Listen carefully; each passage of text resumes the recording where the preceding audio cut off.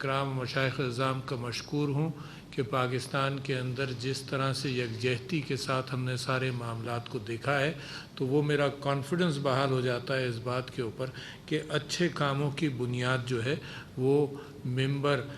اور محراب سے نکلے گی اور نکل رہی ہے، جس کے اندر علماء کرام اور مشائخ اعظام کا مکمل تعاون رہا ہے۔ تو میں آپ لوگوں کا شکریہ ادا کرتا ہوں۔ اگر کووڈ اور کورونا کا مقابلہ ہوا ہے تو اس کے اندر اللہ کا شکر سب سے پہلے، اس کے بعد آپ لوگوں کا تعاون اس کے اندر رہا، میڈیا کا تعاون رہا، اور حکومت کی NCOC کے ذریعے ایک اچھی پالیسی آئی ہے تاکہ آپ دیکھ سکتے ہیں کہ دوسرے ممالک کے مقابلے میں پاکستان نے کافی کامیابی حاصل کی، اور یہ بغیر آپ لوگوں کے تعاون کے ممکن نہیں تھا۔ میرا ایمان ہے، میرا دل کہتا ہے کہ جس طرح سے آپ کا اثر رسوخ ہے قوم کے اندر، اس سے پورا آپ نے اس کو استعمال کرتے ہوئے ایک نیکی کا کام کیا ہے۔ دوسری بات یہ کہ میں یہ سمجھتا ہوں کہ اس بات کا علماء کرام اور مشائخ اعظام نے اس بات کا اہتمام کیا ہے 1400 سال سے۔ اچھی نصیحت، قرآن کا پیغام، اللہ کا پیغام، میرے نبی صلی اللہ علیہ وسلم کی اسوہ حسنہ کا، تو اگر اسلام جس انداز سے بھی باقی ہے تو یہ مسلسل مسجد اور ممبر اور محراب سے یہ پیغام آیا ہے۔ کبھی کبھی کچھ لوگوں نے یہ کہا کہ آپ کا مساجد پر کیوں فوکس ہے، آپ کا امام بارگاہوں پر کیوں فوکس ہے، بازار کے اندر تو یہ ہو رہا ہے۔ مگر میں یہ سمجھتا ہوں کہ یہ منطق کہ بازار میں کیا ہو رہا ہے یہ ہمیں سوٹ نہیں کرتی، اس وجہ سے کہ نیکی کی نصیحت تو اس بات پر منحصر نہیں ہے کہ دیکھو معاشرے میں کیا ہو رہا ہے تو ہمارے اوپر بھی یہ اس بات کو کمپلشن نہ کیا جائے۔ تو لہٰذا آپ کا جو کام ہے وہ تو ہے ہی ہے کہ نصیحت کرنا اور معاشرے کے اندر اچھی بات کو پھیلانا۔ ایک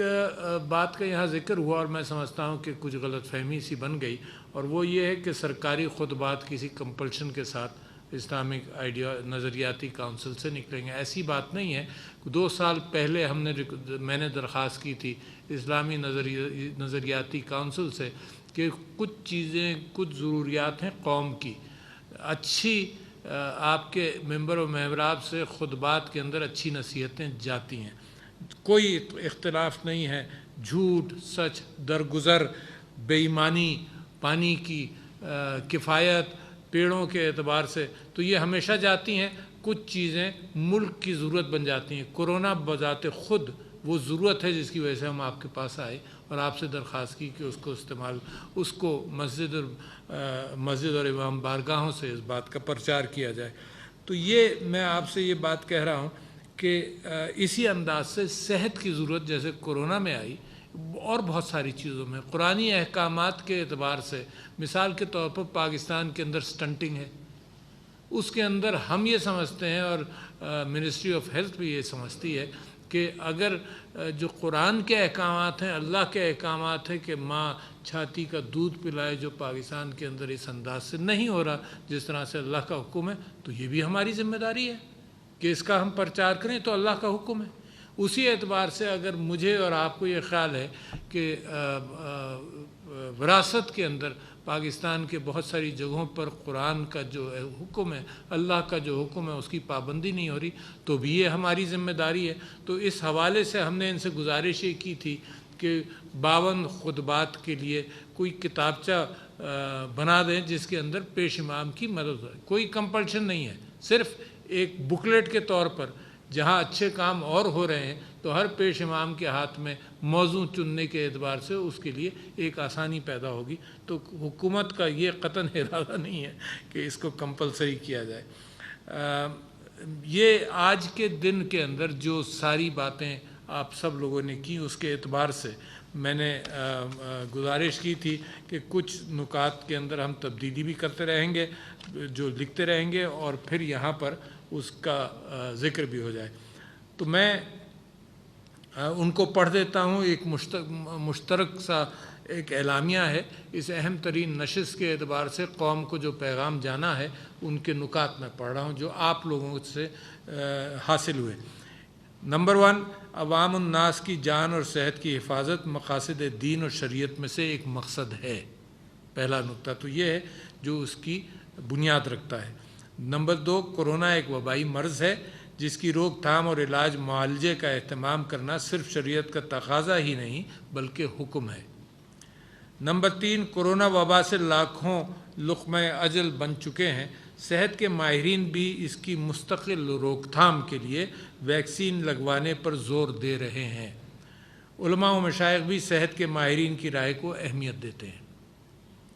نمبر 4 یہ کہ کورونا ویکسین کے استعمال کی ترغیب علماء کرام اور مشائخ اعظام کے فرائض منصبی میں سے ہے۔ کورونا ویکسین 5، کورونا ویکسین کو جس قدر زیادہ لگوانے کا اہتمام کیا جائے گا اس وبا کی روک تھام مؤثر ہوگی اور معاشرتی و معاشی امور بالخصوص صنعتوں اور کارخانوں اور مزدور کا کام بطریق احسن جاری رہے گا۔ نمبر 6، پاکستان میں اس وقت کورونا کی روک تھام کے لیے جو ویکسینز رجسٹر کی گئی ہیں ان کے اجزاء ترکیبی پر علماء مشائخ نے اطمینان کا اظہار کیا۔ اور نمبر 7 یہ کہ ویکسین لگوانے پر عوام الناس کو ترغیب دلانے کے لیے علماء و مشائخ مساجد، امام بارگاہوں، خانقاہوں اور مدارس سے مؤثر اور مثبت آواز بلند کریں گے۔ اور آخری نقطہ یہ میں نے اپنی طرف سے لکھ دیا تھا اور میں سمجھتا ہوں آپ بھی اتفاق کریں گے کہ علماء کرام و مشائخ اعظام نے پہلے بھی ویکسین لگوانے کی تلقین کی ہے، خود بھی ویکسین لگوائی ہے، اور علماء کرام ممبر و محراب سے اس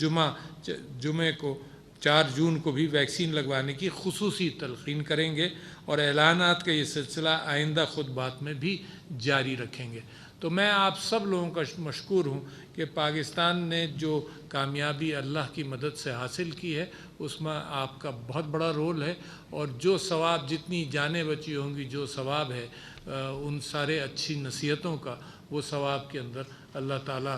آپ کو آپ کی مغفرت کا اہتمام کرے گا۔ اور یہ کوششیں ہماری مل جل کر جاری رہیں گی انشاءاللہ، کہ ہر معاملے کے اندر آپ سے مشورہ کر کے قوم کو مثبت طرف، قوم کی تربیت ہو اور ایک مثبت ڈائریکشن میں ایک کی طرف ہم اپنی جستجو، محنت اور اپنی تقاریر کو جاری رکھیں گے۔ تو